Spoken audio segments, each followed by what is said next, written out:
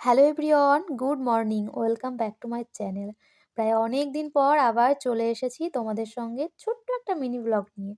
কেমন লাগলো ব্লগটা অবশ্যই কমেন্ট করে জানিও কিন্তু। তো দেখো আজকে ছাদে এসেছি প্রায় ২-৩ দিন পর। ২-৩ দিন পর কেন বলছি, আগে তোমাদেরকে ফুলগুলো সম্পর্কে একটু বলে নিই। আমার সবথেকে প্রিয় ফুল হচ্ছে এই যে সাদা গোলাপ ফুলটা। কিন্তু এই গাছটা না এবছর দেখছি কেমন একটা হয়ে গেছে। তো একটাই কড়ি এসেছিল, একদম ছোট্ট হয়ে গেছে গাছটা। প্রায় মরেই যাচ্ছিল, আমি তো যত্ন করে বাঁচিয়ে রেখেছি। তো ফুল তো দেখা হয়ে গেল। এখন মেইন কথায় আসি যে ২-৩ দিন ছাদে কেন আসি না। আসলে রোদ্দুরই উঠছে না আর জামাকাপড়ও কাচাকুচি করা হয়নি, সেইজন্য ছাদে আর আসা হয় না। তো আমার বরমশাই এদিকে বাজার এনে আমাকে ডাকছে। তাড়াতাড়ি করে নিচে আসলাম। তো এখন মাছগুলোকে কাটতে যাবো আর মাছ কেটে এনে সাথে, সাথে রান্না বসিয়ে দিয়েছি।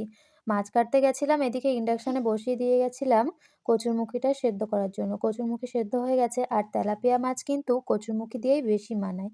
এক হচ্ছে ঝাল আর এক হচ্ছে কচুরমুখি। আমার রান্না এদিকে কমপ্লিট হয়ে গেল। একবারে দুপুরের রান্নাও আমি একসঙ্গে করে নিয়েছি। কেননা আজকে আমার একটা ক্লাস আছে। তো পরে তোমাদেরকে সব বলবো কোন ক্লাস বা কোথায় যাচ্ছি। তো আর করেছিলাম উচ্ছে আলুর তরকারি, যেটা কিন্তু আমার খুবই ফেভারিট উচ্ছে আলুর তরকারিটা। তো এখন আর এত কিছু খাবো না। এখন শুধু ডিম সিদ্ধ, আলু মাখা দিয়ে আর ঘি দিয়ে ভাতটা খেয়ে আমি তারপরে যাবো। আমি আর আমার মেয়ে একসাথেই খেয়ে নেবো। কেননা ওকে খাওয়াতে তো অনেকটা টাইম লাগে। আমার হাতে এত সময় নেই। তো চলো আজকের মতো এখানেই টাটা করে দিচ্ছি। দেখা হচ্ছে পরের ভ্লগে।